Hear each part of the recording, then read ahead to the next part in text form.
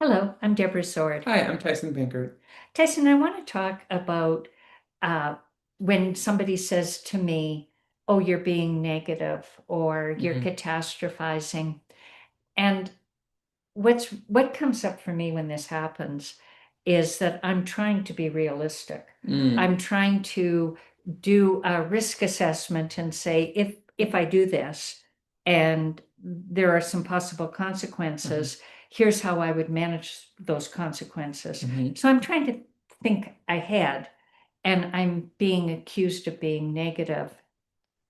So we're driving, let's say. Okay, let's say We're we're driving, driving. we're driving, going pretty fast now. And where are we going, Deborah? We're on the On the highway. On the highway. highway? We're on the Okay. We're highway. going really fast and you're feeling like I need to slow down. Okay. And And Tyson, I'm feeling unsafe right now at this speed. Country road, Deborah, gravel. Deborah, Deborah, no one's around right now. It's light out. It's fine. No one's even on the road. We need to get somewhere. We need to be there fast. And so yes, I am speeding, but we need to get there. So you just don't worry about it. Just go back to sleep or yeah, listen to your podcast, Conflict Owners Manual, and keep going. I understand your perspective.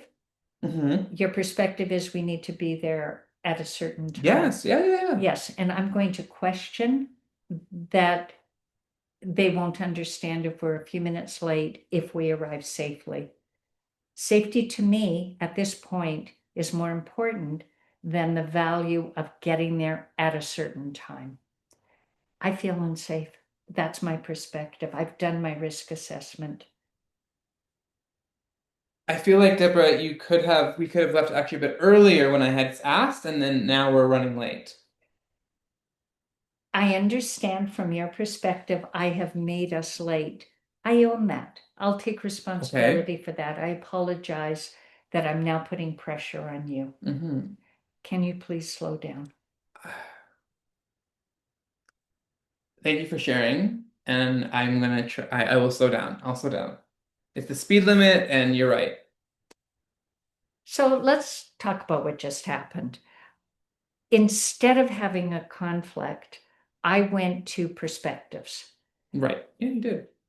I talked about the reason that I was asking you to slow down. Hmm. It had nothing to do with being afraid of getting a speeding Hmm. ticket. It Hmm. was all about safety. Hmm. And I put made that a priority. Yeah, yeah, you did. When you then turned it on me, blaming me instead of arguing that I was took extra time because I had to clean up after you, I accepted my share of responsibility. Right. So to me, there's a continuum on the risk assessment. Hmm. The people who see things as possibly risky, and the other people who value Not as risky. it not as risky. The confidence that I can handle the road, I can Right. handle the Hmm. car. Hmm.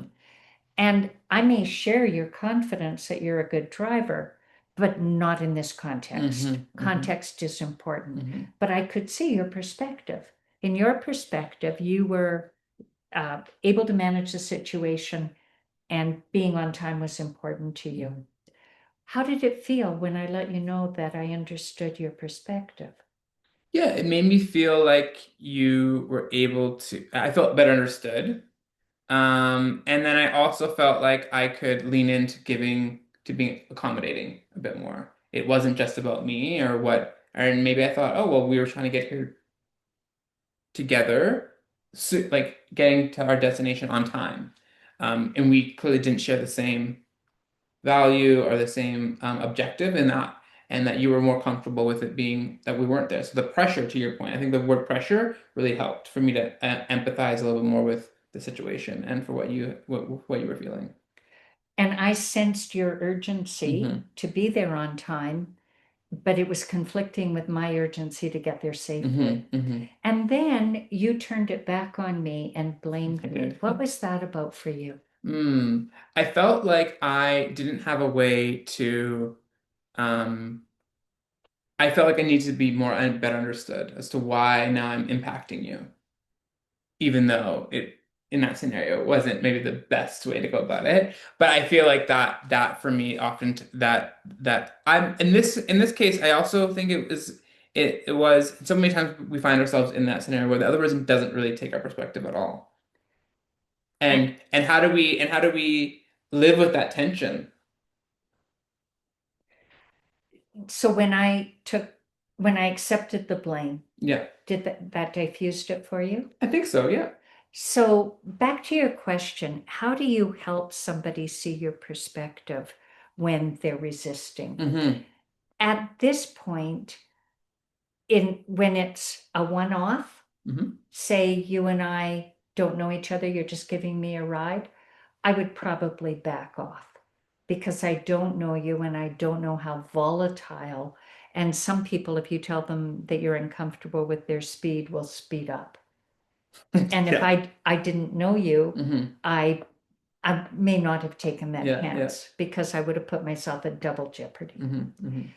But if you and I knew each other, Hmm. we're friends like we are Hmm. now, I would, I might wait and have the conversation with you later and say something like, Tyson, I want to talk to you about taking my perspective into account. Hmm. Do you feel like I take your perspective into account? And how do I get you to reciprocate? Can we talk about Hmm. that? Hmm. Because perspective taking is a really important conflict competency. The situation in the car could have really blown up and gotten ugly. Potentially, yeah. Yeah. So, how would you approach somebody to ask them to take your perspective into account? Yeah, I think I would, yeah, in similar fashion, it would be really important for me to feel like I'm understood and that I'm for one is are you open to this conversation, right? Are you open to acknowledging that we have different perspectives, that we don't share maybe the same value about this particular piece, and then I think it's ultimately the nature of the relationship or the quality of the relationship to be able to understand how accepting they will be, right? So to your point about like the more distant the relationship is and that proximity, um, maybe I think that they probably won't care as much to take my perspective versus closer proximity. I would hope that they do, because we have a more, well, better quality relationship. Yeah, more caring about Hmm. the other Yeah. person's perspective. And if somebody isn't prepared to take your perspective into account, then that tells you something about how to approach that person. If you Mhm. want to be in a relationship with them, that's not an expectation you can have Mhm. without being disappointed. And I think that so much of the question at the beginning was like the reality of things. Maybe that's the like that becomes more of the reality than the who's positive, who's right, who's negative, like the reality is this is the condition right now of this conflict of this relationship versus even the circumstance. Yes. And it's possible that we could have kept going at that speed and arrived safely. Hmm. That is the hope. And on time. That's right. Hope is not a plan. But so that's also realistic. Tyson is not going to slow down. The best I can do is watch the ditch to make sure that no animals jump into our path and not be a shotgun driver. Hmm. But if somebody uses the expression, oh, you're just being negative, I feel dismissed. Hmm. When my perspective isn't taken into account, it feels like a lack of caring. And my job then is to say to the person in the kindest way I can, I know you care about me, Hmm. assuming they do. Can we talk about how Hmm. it landed on me Hmm. when you just said, oh, you're just Right, catastrophizing? right, right.